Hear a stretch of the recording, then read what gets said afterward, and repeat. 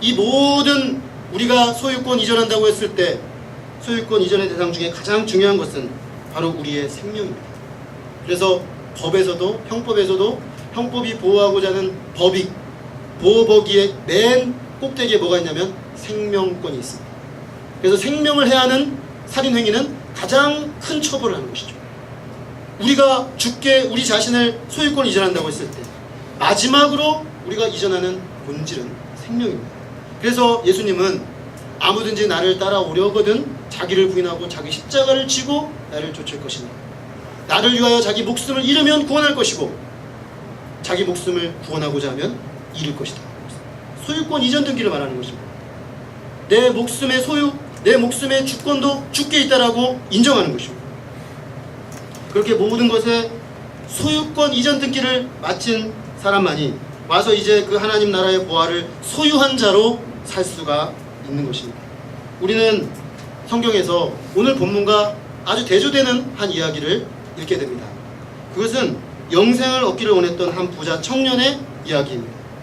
그는 영생을 얻기를 원했습니다. 그래서 보통의 바리새인들과 달리 그는 매우 공손하게 주께 와서 엎드려 주님께 묻습니다. 선생님이여, 어떻게 하여야 영생을 얻으리까? 예수님 말씀하십니다. 율법에 다 기록되어 있지 아니한가? 그가 말합니다. 선생님, 제가 율법을 다 지켰습니다. 그는 율법을 다 지켰다고 스스로 말하고 있습니다. 아마도 사실일 것입니다. 행위적인 측면에서 그는 율법을 다 지켰을 것입니다. 그는 율법을 지킨 행위에 의로운 사람이었습니다. 그러나 그는 하나님 나라 영생을 확신할 수 없었습니다. 어디서는 하나님 나라, 어디서는 영생, 같은 말입니다. 그는 하나님 나라가 없었어요. 율법을 다 지켰는데. 예수님이 그를 사랑하는 마음으로 바라보시면서 말씀하십니다. 오히려 너에게 한 가지가 부족하니 너에게 있는 모든 소유를 다 팔아 나눠주고 너는 나를 따르라. 너는 나를 따르라. 근데 왜 소유를 다 팔으라고 하시는 걸까요? 그 소유 때문에 예수님을 따를 수 없기 때문에, 그 소유를 주께 이전 등기하지 않았기 때문에 그는 예수님을 전적으로 따르는 사람이 될 수 없다는 것을 주님은 아셨습니다. 이 사람은 영생을 얻기 원했지만 두 가지 문제가 있었습니다. 첫째는 영생은 자신의 노력과 행위로 얻을 수 있다고 생각한 것입니다. 영생은 하나님의 선물입니다. 우리의 노력과 행위를 아무리 애를 써도 영생을 얻을 수 없습니다. 하나님이 거저 주시는 선물입니다. 마치 땅을 파다가 우연히 흙 속에서 보화를 발견한 것처럼. 그가 무엇을 했습니까?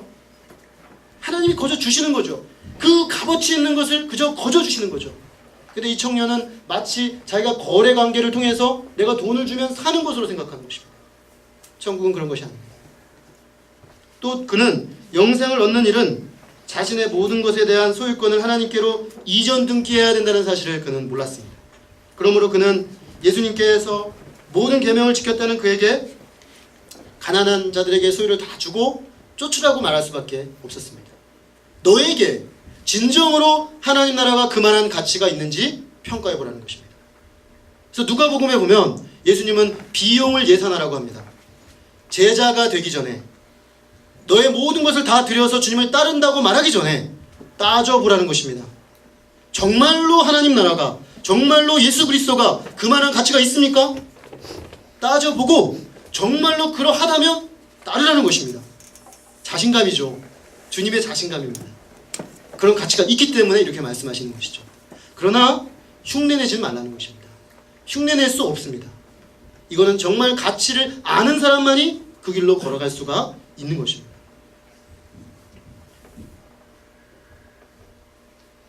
영생은 곧 하나님 나라 생명을 의미하기 때문에 오늘 우리가 본 말씀의 다른 측면을 그 비유를 통해, 그 대화를 통해 예수님은 말씀해 주십니다. 하나님 나라 가치를 발견한 사람들은 이처럼 가치를 따지는 가치 형량에 있어서 변화가 일어납니다. 자신이 발견한 그 하나님 나라 보화의 가치가 너무 커서 지금까지 자기가 소유한 모든 것을 다 팔아서라도 그것을 사는 것입니다. 이것은 당장 우리가 예수님을 따라가려면 문자적으로 내 모든 소유를 다 팔라는 말이 아닙니다. 물론 실제로 기독교 역사상에 그런 사람도 있었습니다.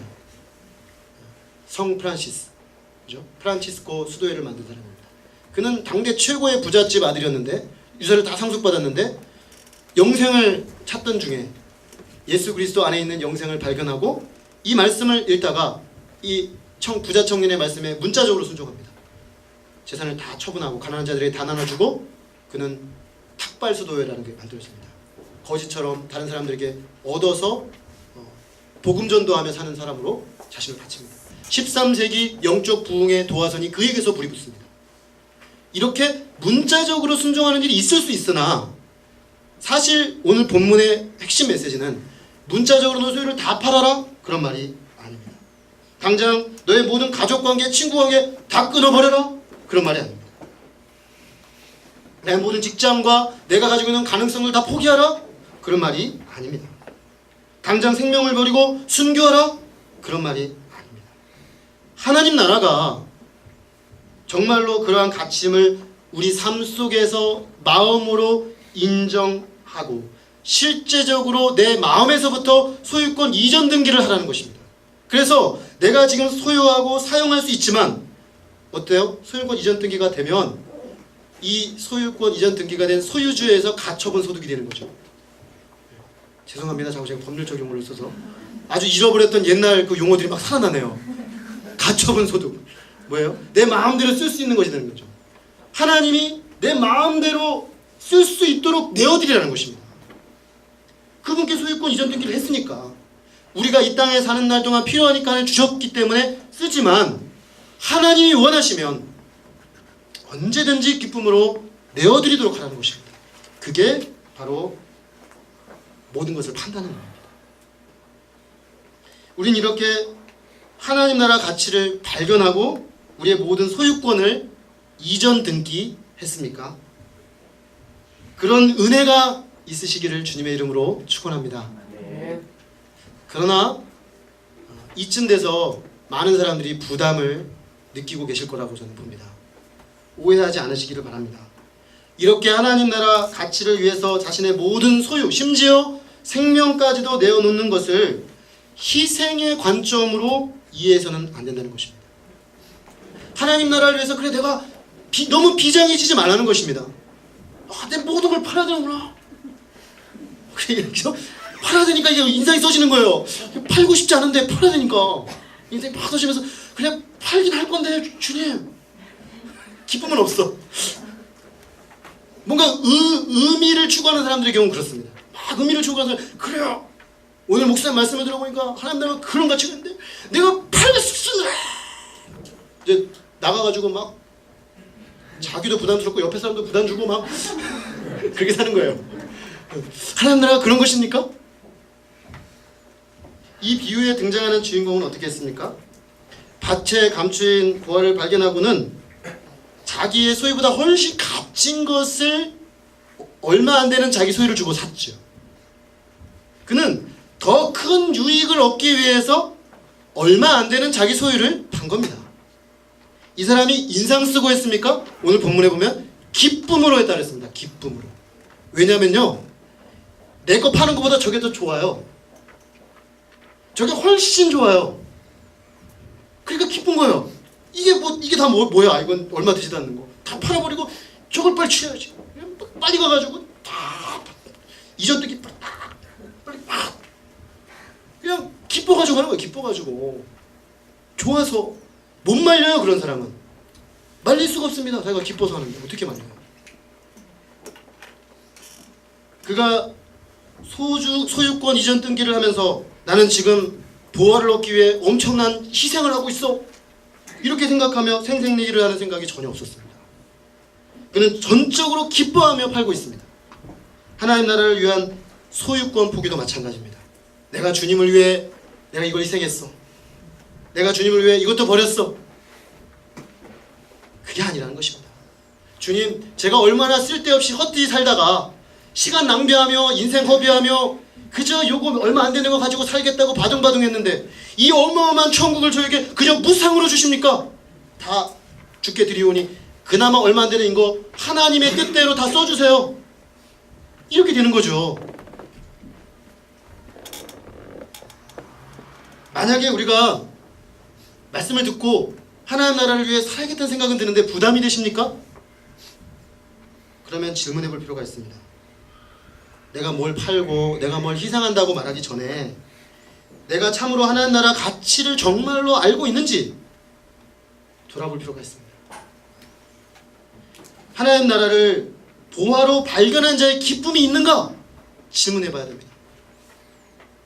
그리고 세상은 알 수 없는 그 비밀스러운 기쁨으로 인해서 내게 있는 소유를 기꺼이 하나님께 소유권 이전 등기 하실 준비가 되냐는 것입니다.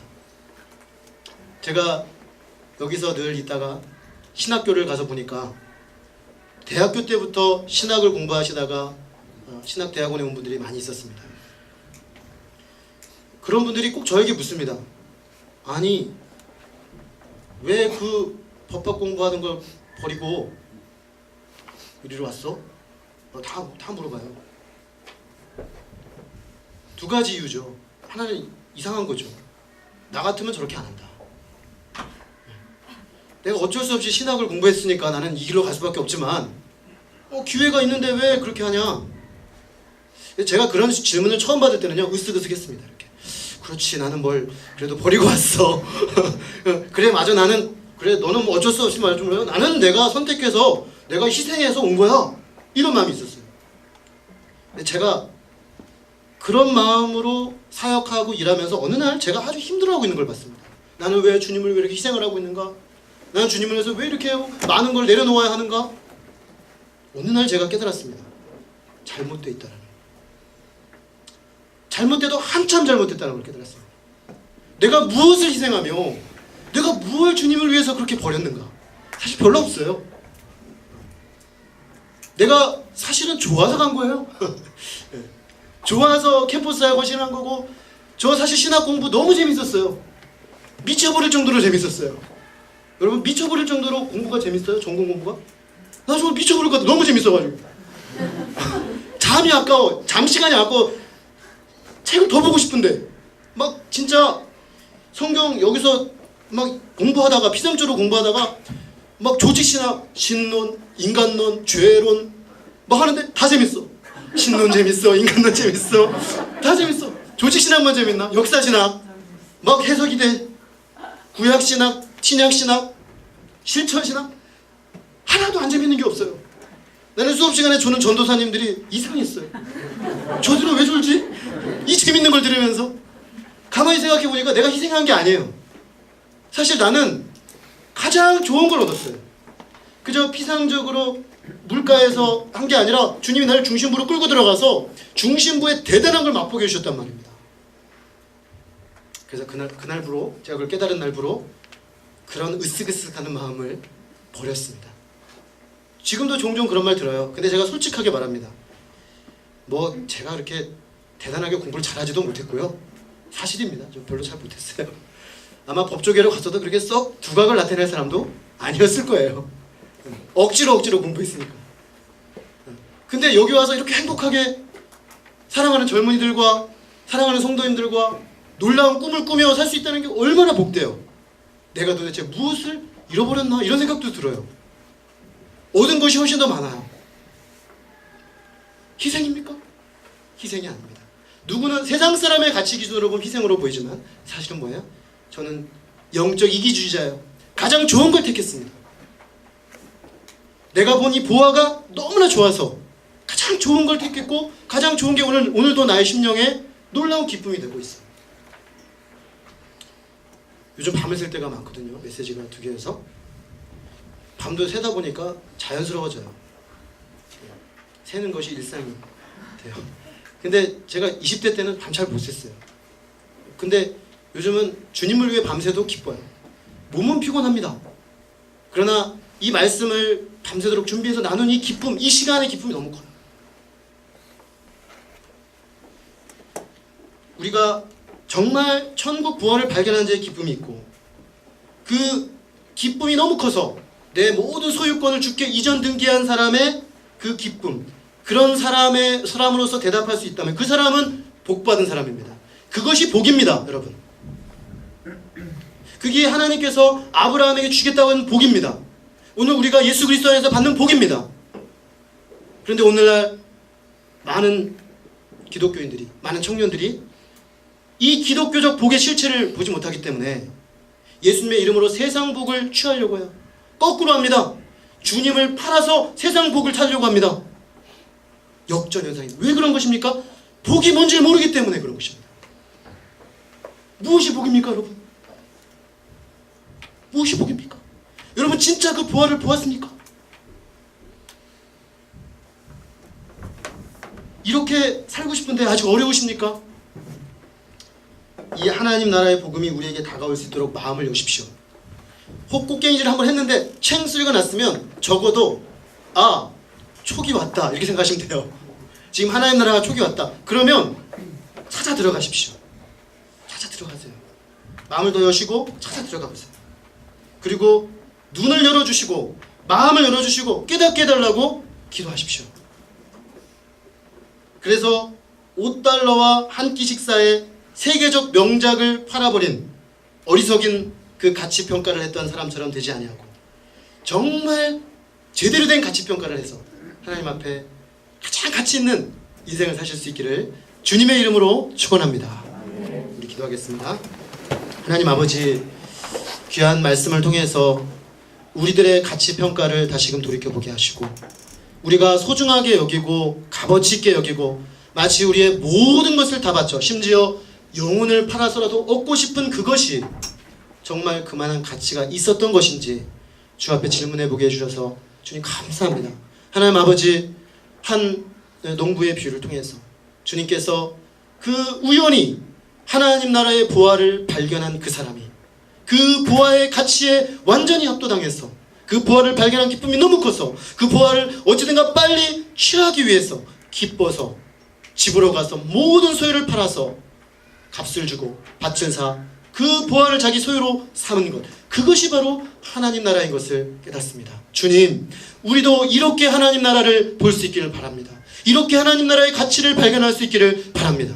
그래서 하나님 나라의 보화가 우리의 심령에 가득 차서 주님, 세상의 화려한 보석들이 빛을 발하게 도와주시옵소서. 빛이 발해서 우리가 이것에 완전히 마음을 빼앗겨서 세상을 보는 가치 기준에 혁명적인 변화가 일어날 수 있도록 주님 도와주시기를 간절히 기도합니다. 아버지 하나님, 우리가 이 일을 그저 율법적으로 의무적으로 하는 것이 아니라 참으로 보화를 발견했기에 기쁨으로 소유권 이전 등기를 주께 해드릴 수 있는 하나님의 놀라운 복을 가진 백성들 되게 하여 주십시오. 주님, 특별히 우리 사랑하는 청년들, 청년의 때 과연 내 인생을 바칠 가치가 어디 있는지, 과연 내 시간을 다 바쳐도 아깝지 않는 가치가 어디 있는지, 과연 내 재능과 내 가능성을 아낌없이 송두리째 쏟아부어도 아깝지 않은 것이 무엇인지 하나님 온전히 제대로 발견하게 도와주시고, 특별히 주님 은혜를 주셔서 그것이 바로 하나님 나라 가치인 것을 알게 하시고 하나님 나라 가치 위에 기쁨으로 자원하여 헌신하는 새벽 이슬 같은 주의 청년들로 일으켜 주옵시기를 간절히 기도합니다. 주께서 우리에게 말씀 주시고 심령에 새롭게 하신 은혜를 감사하며 정원다만 예수 그리스도 이름으로 기도했습니다. 아멘. 우리 자신의 언어로 다시금 주님